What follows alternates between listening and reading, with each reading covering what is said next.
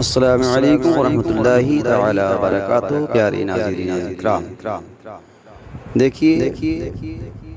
दुरूद शरीफ की बड़ी फ़जीलतें हैं, बड़ी बरकतें हैं, बड़ी अज़मतें हैं। जो इसको नेक और खुलूस नीयत से पढ़ता है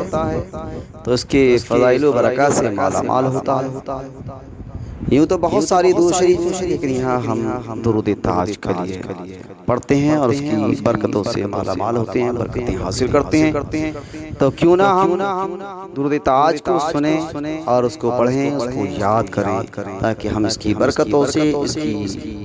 अज़मतों से, इसके फैज़ से हम माला माल हो जाएं। तो आइए सुनते हैं दुरूद ताज।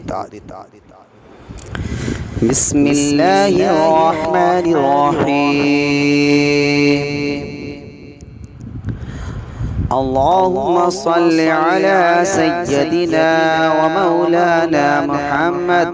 व अला आलि सय्यदिना मौलाना मुहम्मद साहिबित ताज वल मिअराज वल बुराक والعلم دافع البلاء والوباء والقحط والمرض والألم اسمه مكتوب مرفوع مشفوع موقوش في اللوح والقلم سيد العرب والعجم جسمه مقدس معطر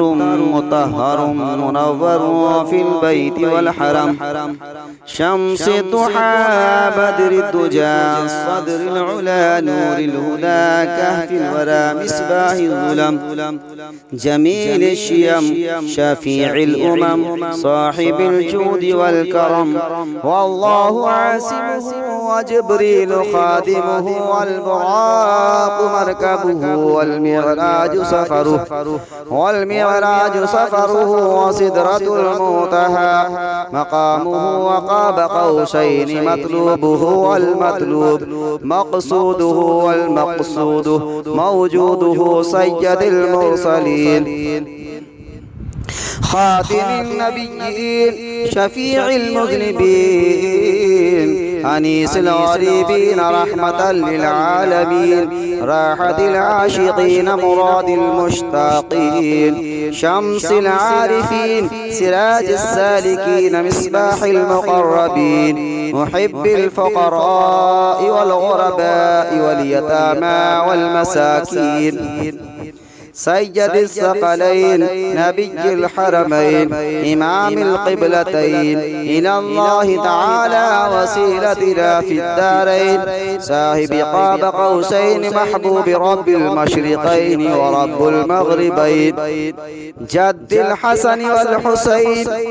جد الحسن والحسين جد الحسن والحسين مولانا ومولى الثقلين أبي القاسم محمد صلى الله تعالى عليه وسلم بن عبد الله